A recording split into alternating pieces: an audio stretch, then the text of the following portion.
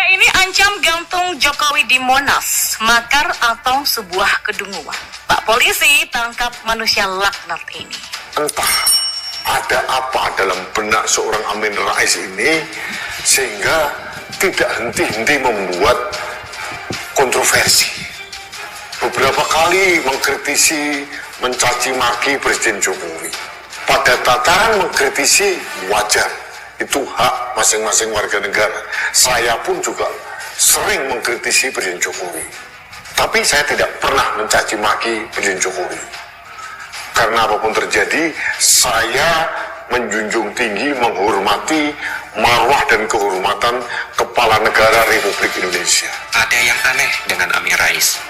Dia tidak pernah bosan-bosannya meminta Jokowi mundur, meskipun dia tahu itu tidak mungkin. Mimpi melihat Jokowi lengser berubah jadi sebuah obsesi besar yang membuat Amin Rais terlihat jadi seperti orang yang stres. Sebelum bermimpi mau melengsarkan presiden, Amin Rais harusnya ngaca 10 tahun. Dia sendiri ditendang keluar dari PAN karena tidak dianggap lagi. Pertanyaannya, apakah Amin Rais bisa rebut kembali posisinya di PAN? Kalau tidak bisa, nggak usah banyak bacot meminta Jokowi mundur. Kali ini, netizen Indonesia, masyarakat Indonesia beramai-ramai menghujat Amin Rais, mengecam keras Amin Rais. Apa yang dia lakukan dengan gerakan People Power itu merupakan sebuah bukti nyata bahwa Amin Rais adalah manusia paling goblok di bangsa ini.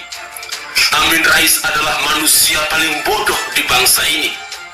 Amin Rais adalah manusia paling licik di bangsa ini.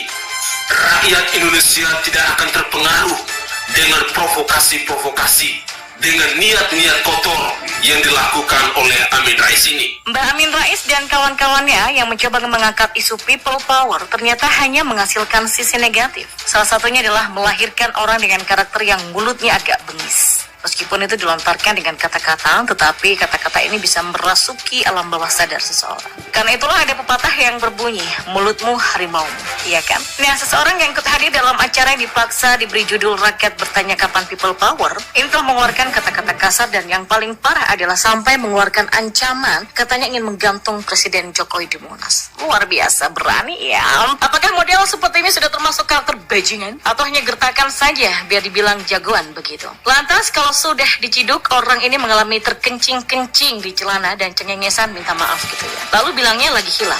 Jika sudah diciduk, apakah Mbah Amin Rais dan kawan-kawannya atau para pentolan barisan sakit hati itu akan pasang badan membela orang ini? Atau justru diam saja, cari aman?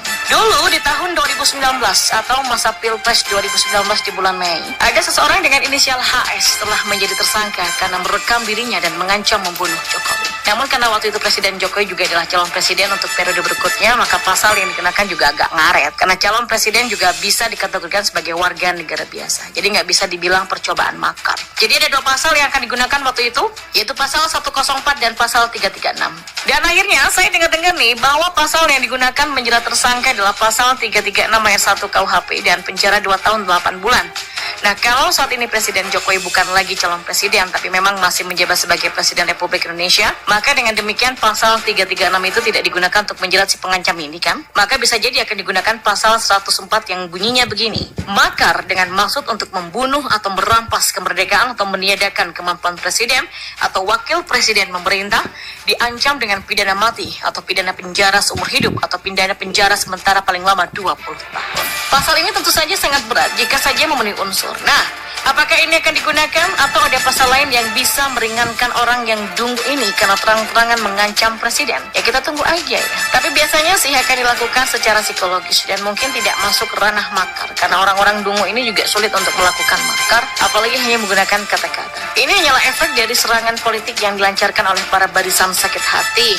Para barisan sakit hati ini sulit menemukan formula yang tepat untuk bisa menggulingkan kekuasaan yang memang didukung rakyat. Jokowi jadi presiden karena memang didukung oleh rakyat. Bayangkan ada 80% yang puas dengan kinerja Jokowi. Jadi bagaimana tuh ceritanya rakyat bertanya kapan people power?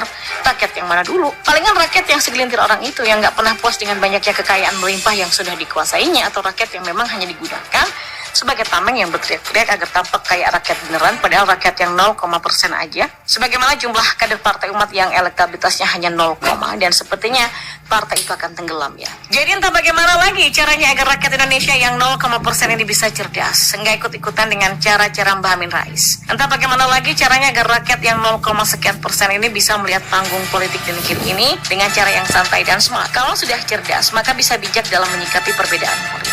Bahkan kalau udah cerdas, sikap dewasa dalam berpolitik akan semakin nampak. Nggak main ancam-ancam muluk, nggak bermulut besar dan mengandalkan emosi yang merasa jagoan, tapi orang yang cerdas berpolitik akan meramu kreativitas untuk membangun kepentingan bangsa atau bersama. Tapi saya yakin rakyat yang 0, dan tidak mau cerdas ini akan tergerus sendiri karena peta politik ini sudah agak berubah dan pandangan mayoritas masyarakat sudah mulai berkembang cerdas. Bahkan udah banyak rakyat yang 80% ini melihat politik secara tidak kaku atau tidak melihatnya sebagai pertarungan antara malaikat dan iblis, tapi memahami bahwa politik itu paling seru kalau dibahas bersama sambil minum kopi. Mantap kan? Kayak slogannya si Bang Denny, serupu.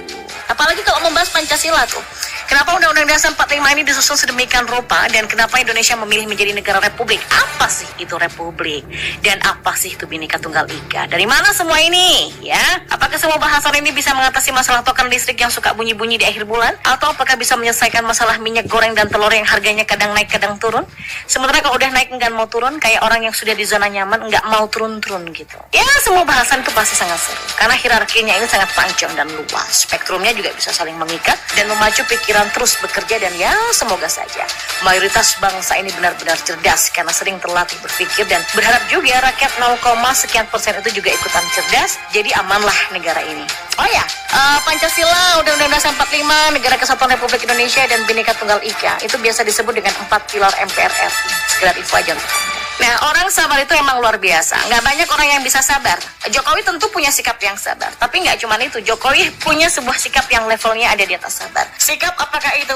Ini bisa dimaknai sebagai sikap yang tidak mengeluh atas rasa sakit atau penderitaan yang dialami. Juga tidak mengeluh baik kepada manusia ataupun kepada Allah. Apakah Jokowi punya sikap sabar? Oh, jawabannya of course, dia punya. Jokowi orang yang sangat sabar. Mungkin saja Jokowi adalah presiden yang paling sabar di Indonesia. Dibanding SBY, level kesabaran Jokowi jauh lebih tinggi.